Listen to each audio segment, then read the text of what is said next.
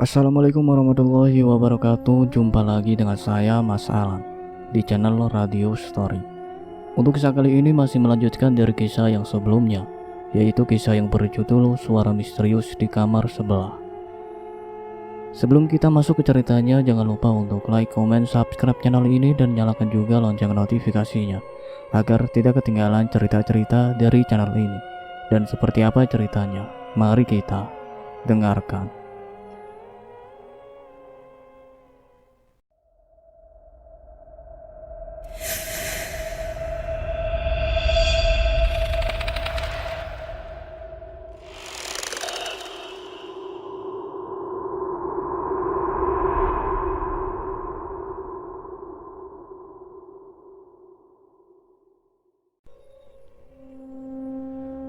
Arwah Iva tersenyum menatap kejadian yang sedang berlangsung saat ini. Ia begitu senang melihat Siska menderita, serta tersiksa oleh suaminya sendiri yaitu Fajar. Inilah yang diinginkan Iva, melihat Siska juga tersiksa oleh suaminya sendiri, sebab dulu pun ia yang menghasut Fajar untuk berbuat jahat pada ibunya. Kau akan mendapatkan rasa sakit yang lebih pedih dari ini, Siska. Tunggu saja saatnya nanti, kumam Iva dengan pelan.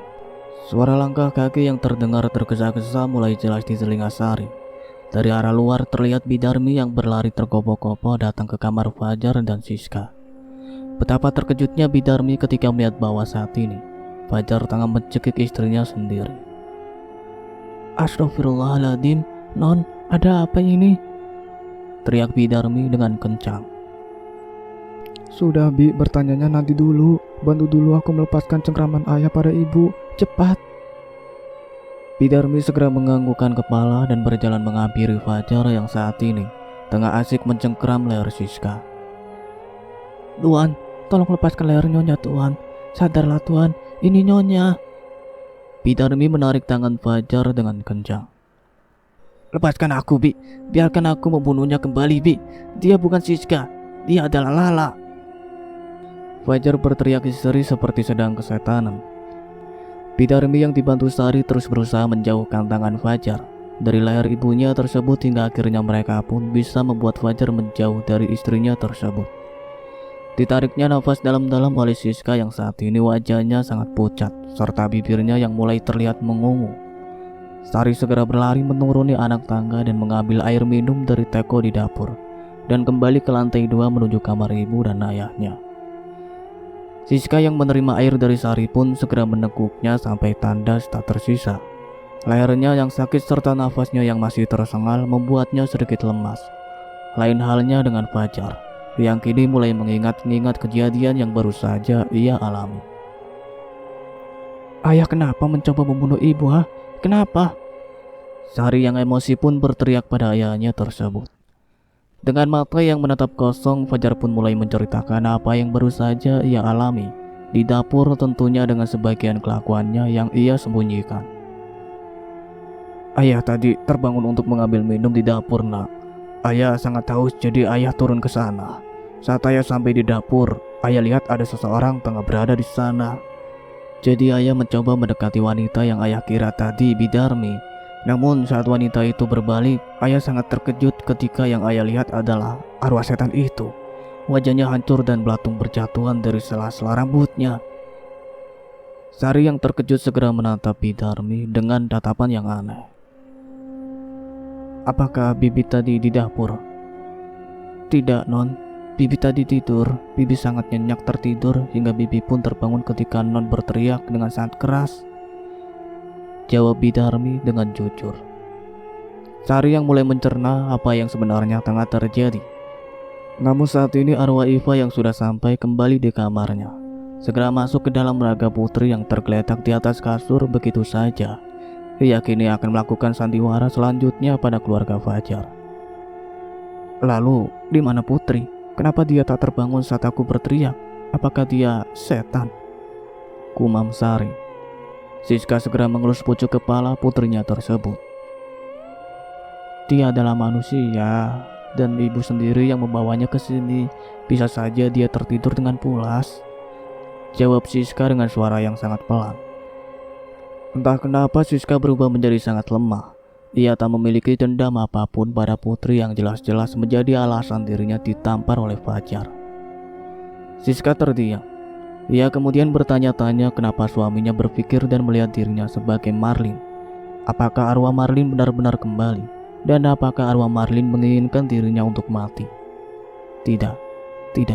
Siska menggeleng-geleng dengan cepat menjawab pikirannya sendiri. Bagaimana mungkin arwah Marlin membunuhnya? Padahal sudah jelas jiwa Marlin sudah dimakan habis oleh iblis yang menjadi rekan kerjasamanya dalam pesugihannya. Siska semakin keras berpikir untuk segera melenyapkan arwah yang ia kira Marlin dengan bantuan dukun yang selalu membantunya dalam pesugihan. Ia kemudian terdiam dengan pikirannya sendiri. Sari yang penasaran dengan apa yang dipikirkan ibunya pun mulai memberanikan diri bertanya, "Ibu kenapa? Apakah ibu sedang memikirkan sesuatu?" "Ah, tidak nak. Ibu hanya masih tak percaya dengan apa yang ayahmu katakan. Padahal sudah jelas-jelas ibu sedang berada di sini." Sari kini menatap ayahnya dan menelisik tentang apa yang kini dipikirkan ayahnya. Sebenarnya apa yang terjadi sehingga arwah itu terus-terusan saja meneror kampung ini? Apa yang sudah ayah dan ibu lakukan sehingga arwah itu semakin menjadi-jadi akhir-akhir ini pada keluarga kita? Apa yang sudah ayah dan ibu perbuat? Sari mulai bertanya tanpa jeda. Bidarmi pun hanya menundukkan kepala dan terdiam tak bisa menjawab ataupun berani menimpali perkataan Sari. Ia takut bahwa Fajar akan menghukumnya jika mengatakan sepatah kata pun pada Sari. Lagi pula, yang Bidarmi tahu Marlin menderita karena ulah Siska, bahkan Marlin tiba-tiba saja meninggal tanpa sebab. Bahkan Bidarmi pun hanya beranggapan bahwa Marlin meninggal akibat serangan jantung dan stres yang berkepanjangan. "Sudah, kau tak usah tahu tentang ini. Kau hanya fokus belajar saja." Fajar mengacak rambutnya frustasi. "Aku hanya ingin tahu ayah, sebenarnya apa salah dari keluargaku sehingga hantu itu terus-terusan saja meneror ayah dan ibu, bahkan aku yang tak tahu apapun. Apakah ayah sanggup jika terus-terusan seperti ini? Apakah ayah ingin aku dan ibu mati karena ayah terus-terusan melihat hantu itu?" Sari bangkit dan mulai mengeluarkan kekesalannya pada sang ayah. "Cukup Sari, cukup. Kau sudah banyak bertanya. Kepalaku sakit saat ini dan kau bahkan menambahkan beban pikiranku saja."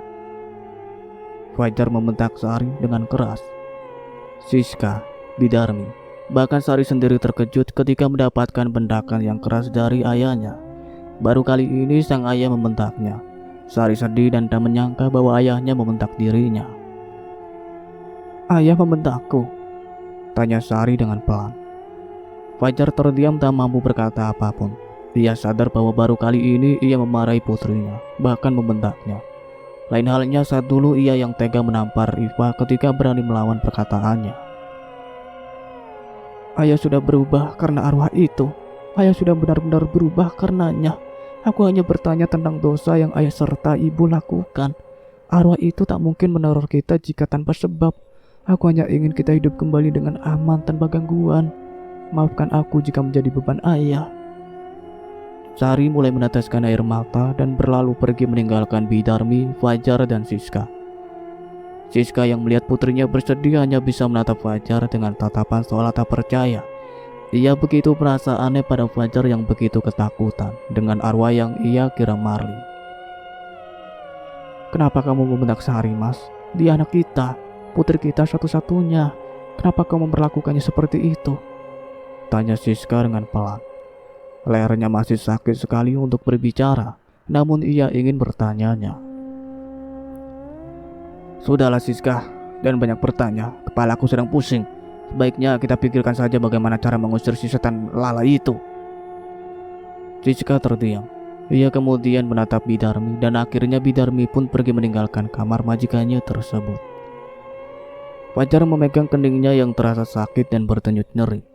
Ia kembali menatap Siska dan membuang kepala mukanya ketika mata mereka saling berpapasan satu sama lain. "Kau kenapa, Mas? Apa yang sebenarnya terjadi padamu?" Siska bertanya dengan nada pelan. "Aku tak apa-apa, kau kembalilah tidur dan maafkan aku karena sudah melakukan hal mengerikan padamu tadi. Besok kita akan menemui dukun itu dan memintanya melenyapkan arwah setan itu. Sudah mati pun masih saja merepotkan. Fajar berdecak kesal. Ia kemudian kembali berbaring memunggungi Siska yang menatapnya dengan heran. Angin bertiup dengan kencang malam ini. Sari yang tak bisa kembali tertidur pun bangkit dan berjalan menuju kamar Putri. Ia penasaran dengan gadis itu yang tetap tertidur pulas, walaupun dia berteriak tadi sangat keras. Apakah jangan-jangan Putri sudah pergi dari rumahnya sehingga ia tak datang saat Sari membutuhkan bantuannya? Sari terus berjalan menuju kamar Putri dan saat ia membuka pintu dengan pelan, ia melihat tubuh Putri yang terbaring dengan mata tertutup. Ternyata memang benar, Putri tertidur dengan sangat pulas hingga tak bangun ketika ia berteriak tadi. Dasar kebo, gumam Sari dengan pelan. Ia kemudian berbalik untuk kembali ke kamarnya. Namun ia mendengar kembali rintian di kamar sebelah. Kali ini rintian itu terdengar biasa saja dan tak menyeramkan dahulu saat Sari pertama kali mendengarnya. Perlahan-lahan Sari mulai berjalan kembali ke kamarnya yang bersampingan dengan kamar kosong tersebut. Ditempelkannya telinga dan mulai mendengarkan suara rintian itu agar jelas. Iva menangis di dalam kamar yang dulu ia tempati. Ia mencoba menarik perhatian Sari agar mau membuka kamar tersebut dan kembali mencari tahu tentang kejahatan ayahnya. Sari mendengarkan suara rintian itu dengan detak jantung yang bergedup kencang. Ia takut bahwa sang ayah akan melihatnya berdiri di sini dan memarahinya lagi. Hingga akhirnya Sari pun melangkah pergi menuju kamarnya dan menghiraukan suara rintian tersebut. Ia memilih menelungkup seluruh tubuhnya dengan selimut tebal dan memejamkan mata agar tertidur. Pagi telah tiba. Fajar yang sudah bangun sejak pukul 5 dini hari telah berpakaian rapi seraya mulai mengumpulkan beberapa bunga di dalam plastik yang ia masukkan ke dalam bagasi mobilnya. Dari jendela, Sari yang sudah terbangun pun menatap sang ayah yang sibuk berkutat dengan mobilnya. Seraya mulai mencari cara agar ayah itu mau mengatakan sebenarnya apa yang selalu ayah lakukan setiap kali pergi membawa banyak bunga. Di tempat yang lain, Iva yang sudah kembali masuk ke dalam raga Putri menatap penuh kebencian pada Fajar yang tengah menyiapkan sesajen untuk ia bawa ke sang dukun jahanam itu. Sayang, cepat turun. Ibu akan pergi sama ayah untuk urusan penting. Kau makan bersama Putri saja. Bidarmi sudah siapkan makanan untuk kalian. Siska berteriak dengan kencang hingga membuat Sari terburu-buru menuruni anak tangga. Gadis itu kemudian menghampiri sang ibu dan mengecek suhu tubuh ibunya tersebut. Ibu mau pergi kemana? Kenapa ibu pergi? Ibu kan masih lemah. Untuk apa ibu terus-terusan pergi membawa banyak sekali bunga? Apakah ibu melakukan sesuatu hal yang salah? Tanya Sari tanpa henti. Dari sisi lain, Fajar yang mendengar perkataan putrinya kembali naik pitam dan memarahi gadis tersebut. Sudah ayah katakan jangan banyak bicara dan bertanya. Kau diamlah di sini dan jangan pergi ke sekolah dulu. Ayah dan ibu ingin kau terbebas dari bahaya. Maka ayah ingin menemui seseorang untuk menjaga keluarga kita dari arwah sialan itu. Kau diam di rumah saja bersama Putri. Dia akan menemanimu di rumah ketika kami pergi. Sari terdiam, tak mampu melawan perkataan ayahnya. Ia sekarang paham bahwa ayahnya memang sudah berubah dan itu karena arwah yang terus saja meneror keluarganya. Dari kejauhan nampak Putri yang baru saja turun dari lantai 2 dan menghampiri Siska seraya menundukkan kepala. Maafkan saya Nona, jika perkataan saya kemarin menyakiti Anda. Saya akan pergi sekarang. Putri menyeret kopernya dan langkah yang pelan. Kamu jangan pergi, saya masih membutuhkanmu di rumah ini. Saya sudah memaafkanmu karena itu juga memang kesalahan saya. Jadi saya mohon tinggal di sini dan temani Sari saat kami pergi. Sari menatap ibunya dengan tatapan heran. Ia paham betul sifat ibunya yang arogan terhadap siapapun. Namun kali ini dengan mudahnya sang ibu memohon pada Putri yang merupakan orang asing. Sari bisa sendiri kok Bu di rumah. Lagian ada Bidarmi juga di sini. Biarkan Putri pergi jika memang ia ingin pergi. Sari menimpali perkataan ibunya. Jangan katakan itu, tak sopan. Ayah tak mengajarkanmu untuk berkata demikian. Seolah-olah kau memang mengharapkan Putri untuk pergi. Sekarang kau diam dan turuti saja perkataan ayah dan ibumu. Fajar kembali membentak Sari. Tapi saya memang pantas untuk pergi Nyonya. Putri berpura-pura lemah dan meneteskan air mata palsunya. Sudahlah Put, Siska juga sudah memaafkanmu. Kau tinggal di sini dan temani Sari. Fajar memegang pundak Putri. Siska yang melihat hal tersebut pun hanya diam tak menegur ataupun marah pada sikap suaminya. Sari yang kesal akhirnya berlari menuju kamarnya dan segera menutup pintu dengan kencang. Fajar yang melihat kelakuan putrinya semakin geram dan pergi berlalu menuju mobilnya yang terparkir di halaman rumah. Ini semua karena kau yang selalu memanjakannya. Dia sungguh tak memiliki sopan santun. Siska acuh dengan ucapan Fajar dan membelai pucuk kepala Putri. Entah kenapa Siska merasa sangat menyayangi Putri walaupun ia baru saja mengenalnya. Kau temani saja Sari di sini. Kami akan pergi dulu untuk urusan yang penting. Jika ada apa-apa suruh Bidarmi menelpon kami ya. Siska pergi berlalu meninggalkan Putri. Dengan senyuman yang licik, Putri kemudian mengikuti langkah Siska sampai ke mobil dan melambaikan tangannya. Ketika mobil majikannya itu pergi berlalu meninggalkan halaman rumah. Putri kini pergi berlalu seraya menutup kembali pintu rumah Fajar dengan pelan. Bidarmi yang tengah berdiri pun tersenyum ke arah Putri dan mengajaknya untuk makan. Non Putri, makan dulu saja di dapur. Bibi akan panggilkan Non Sari agar makan juga. Putri mengangguk kepala dan mulai berjalan menuju arah dapur. Harum masakan Bidarmi tak membuat Putri merasa lapar ataupun tergoda. Namun mata Putri berbinar ketika melihat seonggok daging sapi mentah yang berada di dalam wadah plastik dekat kulkas. Putri kemudian menatap sekelilingnya yang begitu sepi dan mulai mendekati daging tersebut dengan hati yang gembira. Ia mencium harum darah yang menempel pada daging tersebut dengan sukacita. Aroma anyir yang keluar dari daging tersebut sungguh membuat Putri merasa tergoda dan melahapnya mentah-mentah. Ia begitu lahap mengunyah daging sapi mentah dengan darah yang masih menempel tersebut, tanpa memperdulikan bahwa kini ia sedang berada di rumah Fajar. Dari jauh langkah kaki Bidarmi bisa Putri dengar hingga membuatnya panik dan segera menelan daging tersebut bulat-bulat. Tanpa tersedak dan tanpa rasa serat di tenggorokannya, Putri segera mengusap darah di sekitar mulutnya dan mencuci wadah bekas daging sapi yang baru saja ia makan.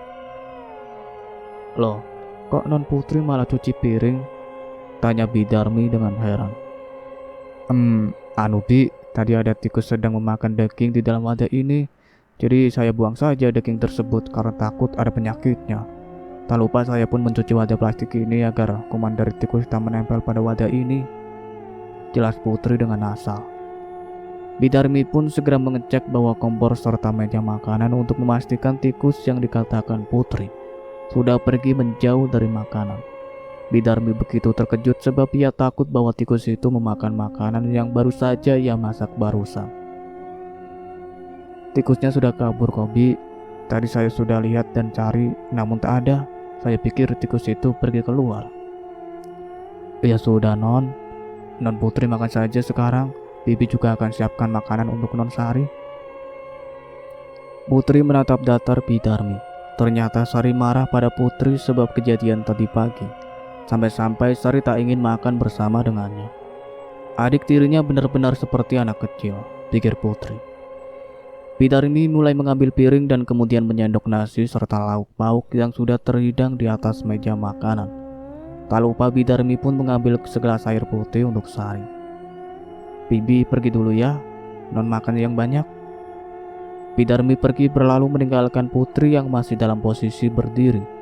Putri melangkahkan kaki menuju tempat duduk dan mulai melahap makanan yang Bidarmi buat karena masih lapar. Putri perlahan-lahan berjalan menuju kulkas dan menemukan beberapa potong daging ayam dan sapi yang masih mentah dalam sana. Dengan mata yang berbinar bak mendapatkan emas berlian, Putri mulai mengiris beberapa potong daging sapi di sana dan mengambil sepotong ayam mentah untuk ia makan.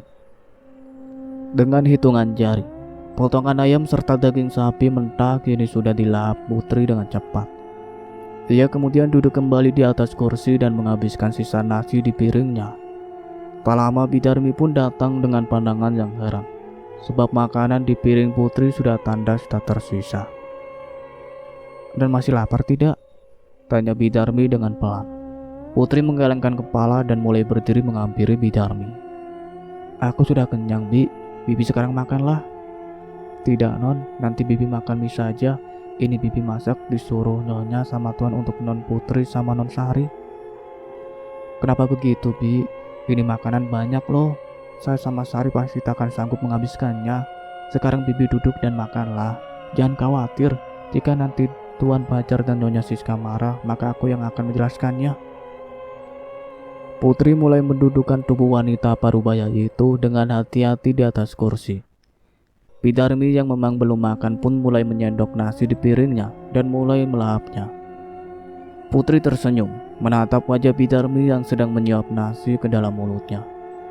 Putri begitu senang melihat pengasuh sekaligus pelayannya saat kecil kini bisa merasakan makanan enak setelah kepergian ibu serta dirinya 17 tahun lalu. Putri yakin bahwa Bidarmi hanya makan makanan seadanya sebab Fajar dan Siska sangatlah pelit dan perhitungan pada pelayannya tersebut. "Non mau makan lagi?" tanya Bidarmi ketika sadar Putri sedang menatapnya. "Ah, tidak Bi, saya sudah kenyang," jawab Putri dengan senyum manisnya. "Kalau boleh bibi tahu kenapa non menatap bibi seperti itu? Apakah ada nasi menempel di pipi bibi?" Putri tersenyum dan mulai menatap wajah Bidarmi dengan sendu. "Sebenarnya saya lihatin bibi karena saya memang melihat sosok ibu di dalam diri Bidarmi. Saya sangat rindu ibu saya, dan Bidarmi sangatlah baik serta perhatian pada saya seperti ibu saya sendiri." Bidarmi menghentikan aktivitas sarapannya dan tersenyum menatap Putri di depannya. "Jika non Putri merindukan ibu non, maka anggaplah bibi sebagai ibu non. Walaupun bibi tak bisa memberikan apapun untuk non Putri, tapi setidaknya bibi bisa memberikan kasih sayang untuk non." "Terima kasih, Bi." Bidarmi kembali melanjutkan sarapannya dan menghabiskan makanan di piringnya. Ia kemudian merapikan kembali masakannya yang masih tersisa di atas meja makanan dan mengambil piring bekas makan Putri serta dirinya. "Bibi mau cuci piring dulu. Non mandilah dan non bisa mencoba mendekati non Sari. Non Sari memang memiliki sifat seperti anak kecil, namun dia sangatlah baik dan bibi yakin bahwa kalian bisa menjadi seorang sahabat." "Aku tak yakin akan hal itu, Bi, tapi aku akan mencobanya." Putri pergi berlalu meninggalkan Bidarmi yang sibuk berkutat dengan cucian piringnya. Putri bergegas naik menuju kamarnya dan bergegas mandi kemudian memakai kembali pakaiannya. Tak lupa ia pun kini mulai berbaring di atas ranjang dan perlahan-lahan keluar dari tubuh wanita yang selama ini ia pakai. Jika Iva kini sudah keluar dari raga tersebut, ia berjalan menyusuri rumah Fajar dan menembus dinding kamar Sari untuk melihat adik tirinya. Sari terlihat tengah menyantap sarapan yang dibawakan oleh Bidarmi dengan lahap. Dengan hati yang masih kesal, dia menghabiskan sepiring penuh makanan dan menyimpan piring tersebut di atas meja rias. Sari kini mengambil kembali buku harian milik Marlin yang sempat ia baca di bab awal. Putri yang terkejut dengan apa yang dipegang Sari pun segera menghampirinya sebab Sari tak bisa melihat arwahnya saat ini. Halaman demi halaman dibuka oleh Sari dengan pelan. Ia membaca semua isi hati Marlin ketika ia menjadi istri Fajar dan hari-harinya menjadi nyonya di rumah ini dengan seorang pembantu yang sudah ia anggap sebagai ibunya sendiri, yaitu Bidarmi. Jadi Bidarmi tahu selama ini ayah sudah menikahi wanita bernama Marlin sebelum ia menikahi ibu. Lalu kenapa bibi diam saja? Sari bangkit dan berjalan menuruni anak tangga untuk menemui Bidarmi. Dengan langkah yang terburu-buru, ia kemudian mendengar dentingan piring yang sedang disusun Bidarmi ke dalam rak dan menghampirinya di dalam dapur. "Bibi," ucap Sari membuat Bidarmi terkejut. Ada apa non? Apa non mau makan lagi?" tanyanya dengan polos. "Tidak Bi, saya kesini hanya ingin mengetahui apa yang sebenarnya harus saya ketahui tentang seorang wanita bernama Marlin." Bidarmi terdiam. Ia takut sekali membuka masa lalu Fajar dan Siska, sebab ia tahu bahwa keduanya sangatlah kejam dan bisa saja mencelakakannya jika sampai ia memberitahu Sari. "Maaf non, bibi tak tahu siapa wanita itu non, sungguh." Bidarmi mencoba menyibukkan dirinya membereskan piring di dalam rak. Dengan tangan yang bergetar, ia tak berani menatap putri majikannya sebab ia takut salah bicara. Jangan berbohong, Dek. Aku hanya ingin tahu siapa istri pertama ayah dan kenapa dia menikahi ibu. Apakah ini ada kaitannya dengan hantu Lala yang sering meneror kita? Tidak, tidak ada kaitannya, Non. Nyonya Marlin sangatlah baik dan ia sudah tenang di alamnya sekarang. Lalu siapakah arwah Lala, Bi? Siapa? Sari mulai mendekatkan tubuhnya pada Bidarmi. Wanita parubaya itu terlihat sangat gugup dan kemudian sepintas ide melintas di pikirannya. Sekarang Non duduk dulu biar Bibi ceritakan siapa hantu Lala sebenarnya. Tapi Non harus janji jangan katakan pada Tuan dan Nyonya bahwa Bibi bercerita hal ini, sebab Bibi pasti akan dipecat dan Non tak akan bisa melihat Bibi lagi. Sari bergeming. Ia tahu bahwa tindakannya salah dan bisa membahayakan pekerjaan Bidarmi. Tapi rasa penasaran di hatinya yang besar membuat Sari tak terlalu memperdulikan hal itu. Dengan ia menangis dan kabur dari rumah, kedua orang tuanya pasti akan membawa kembali Bidarmi ke rumah jika sampai Bidarmi dipecat.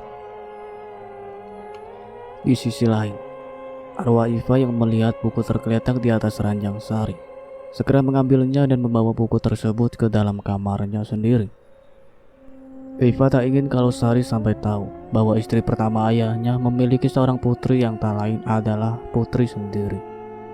Ia takut bahwa saat Sari membaca bab akhir tentang dirinya yang tak sadarkan diri di rumah sakit, Sari pasti akan tahu bahwa saat ini Iva sudah tiada dan pasti Sari juga akan berpikir bahwa arwahnya yang selama ini bergentayangan adalah Iva dan bukanlah Marlin.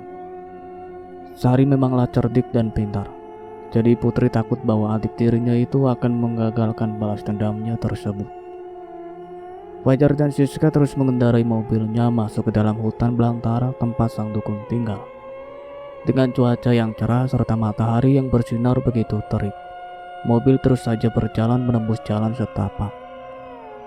Mas, apakah Sari sudah mengetahui rahasia yang sudah kita sembunyikan selama 17 tahun ini? Tanya Siska tiba-tiba saja. Apa maksudmu? Mana mungkin dia tahu rahasia kita, Sis? Gadis itu tak akan tahu apa yang sebenarnya terjadi pada setan si Lala itu. Lalu, dari mana Sari tahu nama Marlin, Mas? Entahlah, Sis. Sari tak akan bisa tahu nama wanita pembawa sial itu jika tak ada orang yang memberitahunya. Mungkin saja saat dia pulang dari sekolah ada salah satu tetangga yang menyebutkan namanya pada Sari tanpa sengaja. Siska terdiam. Ia kemudian menatap sebuah pohon yang bertanda merah di depan mobilnya. Mas. Apa sih, Sis? Fajar tiba-tiba saja menghentikan mobilnya ketika mendapatkan pukulan pelan di tangannya. Itu, Mas, itu. Siska menunjukkan pohon besar itu dengan gemetaran. Iya, apa? Ngomong tuh yang jelas. Fajar yang tak tahu arah pembicaraan Siska semakin kesal dan marah. Siska terus saja menunjuk pohon besar di depan mobilnya tanpa mengatakan dengan jelas apa yang ingin ia katakan. Cepat katakan. Fajar mulai membentak Siska dengan keras. Mas, itu pohon yang sebelumnya kita lewati bukan? Tanya Siska dengan panik. Alah, kau pasti salah lihat. Kau itu sudah tua, Sis, jadi kau pasti salah mengira. Enggak, Mas, enggak mungkin aku salah lihat. Sudah sering kita datang ke sini dan lewati pohon ini beberapa kali. Jadi mana mungkin aku salah kira? Siska dengan tegas menampik perkataan Fajar yang mengatakan dirinya salah mengira. Fajar pun mulai menatap pohon di depannya dengan seksama, dan akhirnya ia pun sadar bahwa sebelumnya ia memang sudah melewati pohon itu. Kau benar, Sis. Tadi kita sudah melewatinya, tapi mungkin saja si Mbah membuat tanda baru di pohon-pohon ini agar pasiennya mudah mencari rumahnya dan tak tersesat. Kalau begitu, Mas coba saja jalan terus dan jangan lupa perhatikan salah satu dahan pohon ini. Kita lihat apakah kita melewati pohon baru atau pohon ini lagi. Fajar kembali menancap gas dan melajukan mobilnya masuk ke dalam hutan dengan perlahan. Ia menatap sekeliling hutan yang tambah sunyi dan sepi seraya terus memperhatikan pepohonan yang baru saja ia lewati. Lama sekali Fajar dan Siska menjelajahi hutan di tempat tersebut. Namun mereka dikejutkan kembali dengan penampakan pohon besar dengan dahan serta tanda merah yang sama dengan pohon yang tadi ia lihat. Cih, Sial, kita tersesat. Fajar berdecak kesal dan mulai mengambil ponsel di saku celananya. Sudah kukatakan kita melewati pohon ini berkali-kali, Mas. Kita tersesat sekarang. Siska yang panik tak henti-hentinya bergumam dalam hati. Fajar melihat ponselnya yang tak menunjukkan sinyal satupun di bagian atas. Dia mencoba mematikan ponselnya dan menghidupkannya kembali untuk mencoba mendapatkan sinyal. Dia tahu bahwa tak akan ada pengaruh apapun ketika ia mematikan ponselnya. Namun, ia tetap mencobanya karena ingin memastikan bahwa ponselnya tak rusak. Kau lihat ponselmu, kita coba cari sinyal untuk bisa melacak lokasi kita saat ini. Siska mulai merogoh saku celananya dan mengeluarkan ponselnya. Tanpa dengan jelas, tak ada sinyal di bagian atas ponselnya yang menandakan bahwa tak ada satupun sinyal di tempat tersebut. Tidak ada sinyal, Mas, ucap Siska dengan pelan.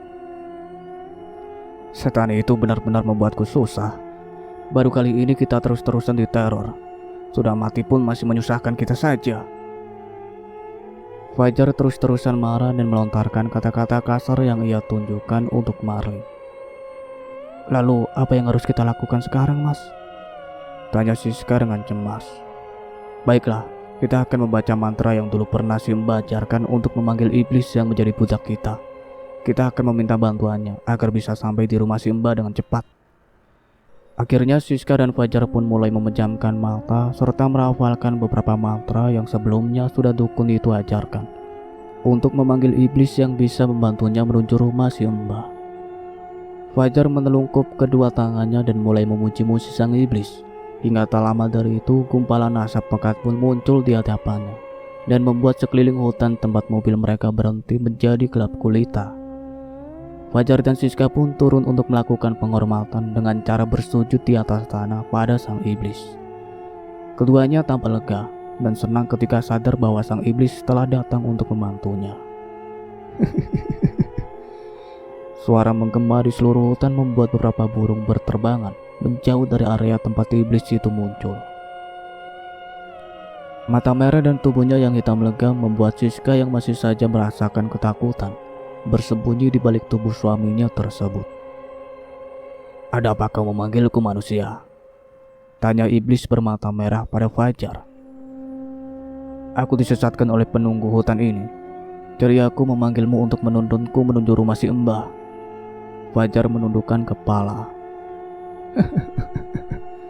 Sudah bertahun-tahun kamu memiliki hubungan dengan dukun itu, tapi kau masih saja tersesat ketika ingin ke rumahnya. Fajar terdiam. Dia benar-benar sudah bingung sehingga memanggil iblis itu untuk menuntutnya menuju rumah dukun tersebut. Kumohon bantulah aku. Aku sungguh memiliki urusan penting dengan dukun itu. Kumohon. Fajar kembali memohon pada iblis di depannya. Dengan tatapan yang menyeramkan serta bola mata yang merah menyala, iblis itu menatap tubuh Siska yang saat ini berdiri di belakang tubuh Fajar. Baiklah, aku akan membantumu, namun dengan satu imbalan. Imbalan apa itu? Kau berikan tubuh istrimu sekali saja untukku. Bagaimana? Siska dengan marah lantas menghampiri sang iblis dengan tatapan nyala. Cuy, menjijikan. Aku sungguh tak sudi jika harus memberikan tubuh kepada iblis mengerikan sepertimu. Fajar yang paham dengan watak istrinya itu segera mencoba menenangkannya. Sabar sis, dia hanya mencoba menggodamu saja. Dia tak akan pernah bisa menyentuhmu selagi masih ada aku. Kau percayalah. Lalu, apa maksud dari perkataannya? Fajar segera bersimpuh di hadapan sang iblis dengan memelas. Kumohon, bantulah kami. Kami pasti akan menyiapkan wanita perawan untukmu. Aku janji. Kau sungguh tak rela membagi istrimu padaku. Baiklah, jika itu keinginanmu, aku akan membantumu asal kau tepati janjimu itu. Baik, tentu saja aku akan menepati janjiku ini. Kau bantulah kami menuju rumah si Mbah. Bulan depan aku akan datang lagi kemari membawa tumbal untukmu. Fajar menatap Siska yang masih terlihat marah dan kesal. Tak lama langit pun kembali cerah dan hanya terdengar suara berat dari iblis tersebut. Ikutilah suaraku. Cukup sekian ceritanya sampai di sini. Nantikan kelanjutan ceritanya. Saya akhiri. Wassalamualaikum warahmatullahi wabarakatuh.